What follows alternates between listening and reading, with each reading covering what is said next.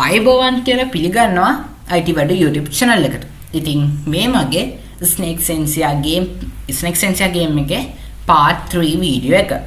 ඉතින් ඔයාලා මගේ මේ part 3 වීඩියෝ එකට ආවේ part 1 සහ part 2 කියන වීඩියෝස් එක බලලා නෙමෙයි නම් ඔයාලා දැන් මේ වීඩියෝ එක බලන්න කලින් අනිවාර්යයෙන්ම ඒ වීඩියෝස් එක බලන්න. මොකද මම එතන ඉඳලා තමයි දැන් ඔයාලට කියා දෙන්නේ. ඉතින් මගේ මේ වීඩියෝ එකේ description box එකෙන් ඔයාලට මගේ part 1 සහ part 2 videos වල link එක ලබා ගන්න පුළුවන්. එහෙම නැත්නම් මගේ YouTube channel එකට ගිහිල්ලා YouTube channel එක හරහා ඔයාලට මගේ part 1 සහ part 2 කියන videos එක හොයා ගන්න පුළුවන්. හරි. එහෙනම් අපි අපේ game එක හදන්න පටන් ගමු. ඉතින් අපිට මේ sprite 2 ඒ කියන්නේ නයාගේ තව එකයි හදන්න තියෙන්නේ. ඒකට මම ගන්නවා events වලට ගිහිල්ලා when. ඊට පස්සේ මම controls වලින් ගන්නවා forever. controls වලින් ගන්නවා මම if. හරි.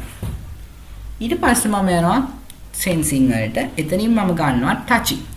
ඉතින් දැන් මම මේ කරන්නේ මීට කලින් මම දැකලා තියෙන Snake Xenzia games. හැබැයි කවුරුත් Snake Xenzia game එක හරියට හදන්න කියා දීලා නැහැ. ගොඩක් අය හදන games වල මේ තමන්වම කනවා කියන එක වෙන්නේ නැහැ. ඒක ගොඩක් අය කරලා නැහැ. ඉතින් මම ඔයගලට කියා දෙනවා කොහොමද ඒකත් කරන්න කියලා. ඒක ගොඩක් අමාරු දෙයක් නෙමෙයි මේක කරන්න පුළුවන්. ඉතින් ඒකට කරන්න තියෙන්නේ ඔයාලා මේ විදිහට මෙයා මුලින්ම හදා ගන්න ඕනේ. පොඩ්ඩක් ලොකුවට හදා ගන්න.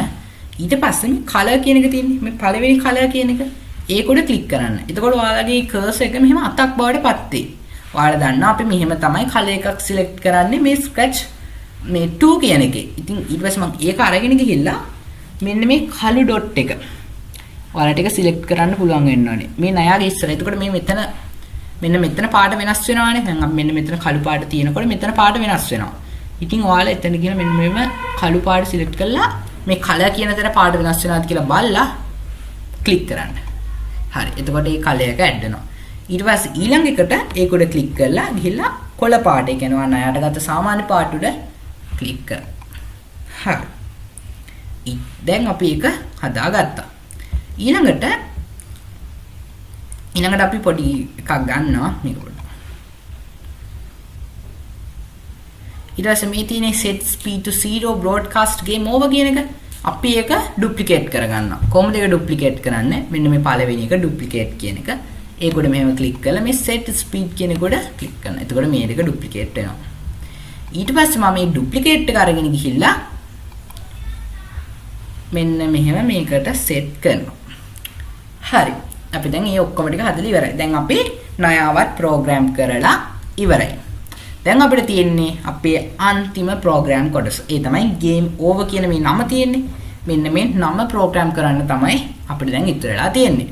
මම මේ නම මෙහෙම ක්ලික් කරලා සිලෙක්ට් කරගන්නවා. හරි. දැන් අපි එහෙනම් ඒක ප්‍රෝග්‍රෑම් කරමු. මුලින්ම මම එකටත් අනිත් ඒවා වගේම වෙන් ගන්නවා.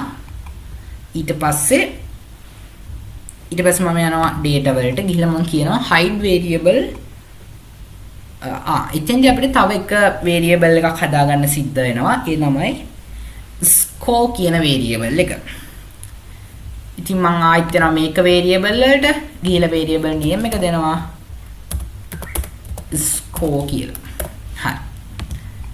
දැන් ඔයගලට ඒකත් මෙතන පෙන්නයි. ඒක ඔයගලා අයින් කරන්න එපා. ඒක ඔයගලා එහෙමම තියාගන්න. ඊට පස්සේ මෙතෙන්ට දෙන්න hide variable score කියලා.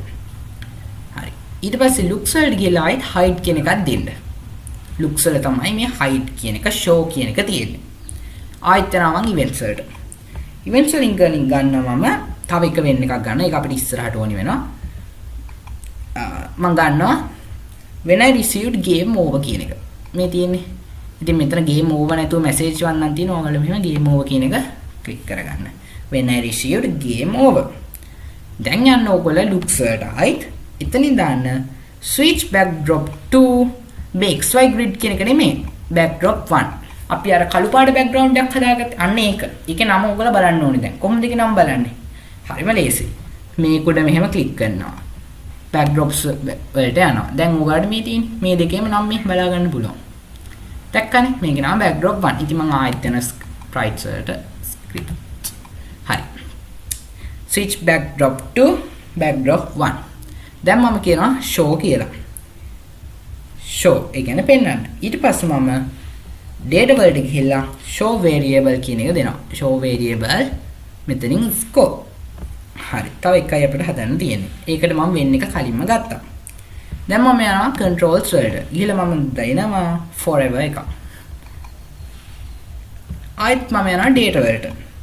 data වලින් මම ගන්නවා state score 2 කියන එක.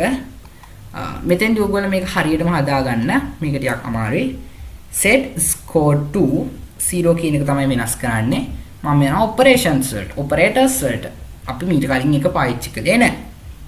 එතනින් මම ගන්නවා මේ multiply කියන එක. මේ ගුණ කිරීමක් තියෙන්නේ. අන්න ඒක. අරගෙන මම මේ බිංදුව ඇතුළට ඒක දානවා. හරි.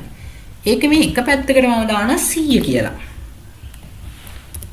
හරි. දැන් තව එක තැනක් තියෙනවානේ. එතෙන්ට මම දානවා මම යනවා data වලට. එතනින් clone duration කියන එක අරගෙන මම ඒක දානවා. මෙන්න මේ විදිහට ඔයාලගේ එකත් එන්න ඕනි. හරිනේ. හරි. ඔයාලා ඒක හැදුවා නම් දැන් අපි අපේ මුළු ගේම් එකම හදලා ඉවරයි. ප්‍රෝග්‍රෑම් කරලාත් ඉවරයි.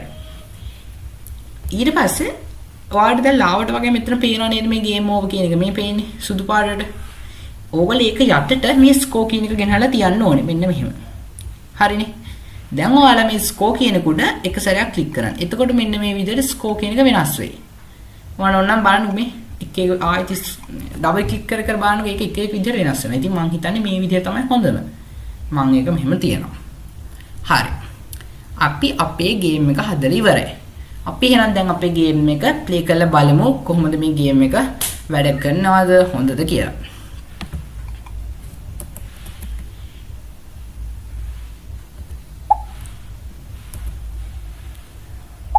ගේම් එකේ පොඩි අවුලක් තියෙනවා. මේ නයා ලොකු වෙන්නේ නැහැ. අපි බලමු කොතනද අපිට වැරදිලා තියෙන්නේ කියලා. අපි තව සැරයක් ප්ලේ කරලා බලමු. මොකද එහෙම වෙන්න විදිහක් නැහැ. මොකද අපේ කෝඩින් එකේ කිසිම වැරද්දක් නැහැ. ඒ නිසා මම ආයෙත් ප්ලේ කරලා බලනවා. හරි. ඒකේ වෙලා නැහැ. හරි ඔයගොල්ලෝගේ ගේම් එක දැන් ප්ලේ කරලා බලන්න හරියට වැඩ කරනවද කියලා. දැන් ඔයාලට පේනවා මගේ නයා ටිකෙන් ටික ලොකු වෙනවා. ඉතින් ඔයාලට කැමති හැඩවලට මෙහෙම යන්න පුළුවන්. අපි තව ස්කෝර් ගමු. හරි. අපි දැන් බලමු මේ නයා තමන්වම කනවාද කියලා. පල්ලෙහාට උඩට ගියා. හරි. ඔයා දැක්කා ගේම් එක ස්ටොප් කියලා ආවා. ගේම් ඕවර් කියලා වෙලා ස්කෝර් එක එනවා. ඉතින් ස්කෝර් එකත් ඔයාලට මෙතන ලස්සනට පෙන්නනවා 260යි කියලා. අපි ඊළඟට චෙක් කරලා බලමු මේක ඉජ් එකේ ටච් වුණාම ස්ටොප් වෙනවද කියලා. හරි. මම දැන් කිලිම ඉජ් එක ටච් කරනවා. ඒ කියන්නේ අගිස්සක්. හරි. එතකොට ගේම් ඕවර් කියලා ආවා. හරි. ඒ කියන්නේ අපේ මේ ගේම් එක හරියටම වැඩ කරනවා. කිසිම ප්‍රශ්නයක් නැහැ. ඉතින් ඔයාලගේ ගේම් එකත් මේ විදිහටම එන්නේ නැති කියලා මම හිතනවා. එහෙම නැතුව ඔයගොල්ලෝ ගේම් එකේ මොකක් හරි ප්‍රශ්නයක් තිබ්බනම් ඔයාලා අනිවාර්යයෙන්ම ඒක ගැන කියලා කමෙන්ට් එකක් දාන්න.